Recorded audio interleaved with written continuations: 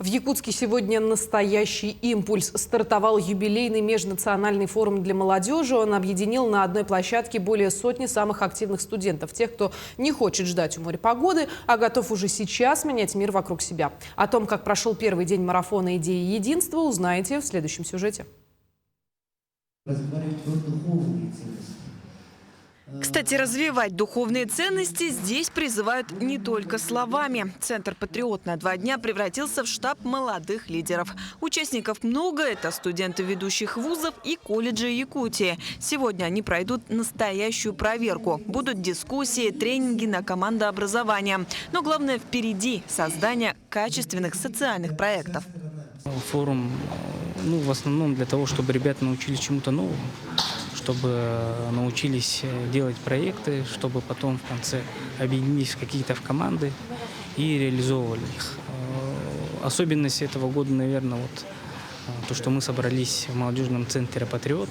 Конечно, сам центр и название центра, оно свои основные направления тоже подсказало. И по большей части в патриотическом направлении, я, по крайней мере, на это надеюсь, будут какие-то предложения со стороны наших организаций и молодежи в целом. С завтрашнего дня начнется с утра прямо уже определенный проектный офис, где ребята будут разрабатывать проекты, презентовать их в дальнейшем. И к концу дня уже будет определенная презентация, где эксперты будут выдавать уже такое экспертное мнение и указывать и показывать ребятам на те или иные недостатки или моменты, которые им стоит исправить. Но просто указать на ошибки – это полдела. Организаторы подчеркивают, главная фишка форума – постсопровождение.